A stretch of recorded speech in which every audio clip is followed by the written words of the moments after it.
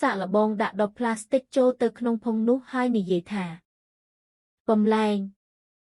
ភ្លាមនោះដបផ្លាស្ទិកកើនឡើងជាច្រើនមិនគួរឲ្យជឿនាងយកវាទៅលក់អេតចាយហើយរកបានប្រាក់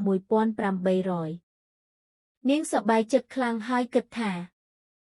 បើអាចចម្លងរបស់បានអាចចម្លងលុយបានទេនាងសាកល្បងភ្លាមលុយកើនឡើងជាច្រើនប៉ុន្តែនាងសង្កេតឃើញថាលេខលើក្រដាសប្រាក់ទាំងអស់ដូចគ្នានាងភ្ញាក់ផ្អើលអូយនេះជាលុយคล้ายនាងយល់ភ្លាមថាមិនអាចប្រើវិធីនេះបានទេ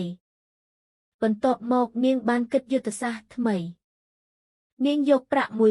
1800ទៅទិញមាសហើយយកមកចម្លងក្នុងផុងសម្បត្តិមាសកើនឡើងជាច្រើននាងយកទៅលក់វិញក្នុងតម្លៃខ្ពស់ហើយទទួលបានប្រាក់ដល់ទៅ540000នាងមានអារម្មណ៍ថាខ្លួនឯងកំពុងក្លាយជាអ្នកមានប៉ុន្តែពេលនាងប្រើផុងសម្បត្តិបន្តវាឈប់ដំណើរការនាងយល់ថាវត្ថុនេះក៏មានដែនកំណត់ផងដែរវាត្រូវការសម្រាកមិនអាចប្រើមិនឈប់បានទេថ្ងៃមួយនាងបានរកឃើញបំណែកសំរឹទ្ធចាស់មួយផុងសម្បត្តិមានប្រតិកម្មចម្លែកជាមួយវានាងសាកដាក់បំណែកនោះចូលទៅក្នុងផុងភ្លាមនោះផុងសម្បត្តិភ្លឺឡើងនិងអាប់ក្រេត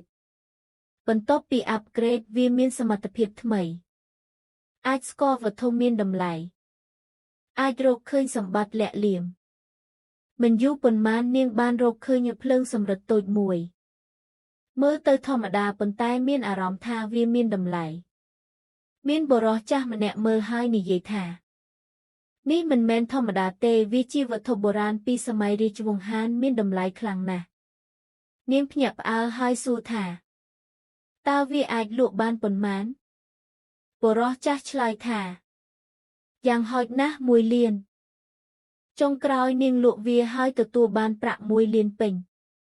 នាងញឹមហើយគិតក្នុងចេះ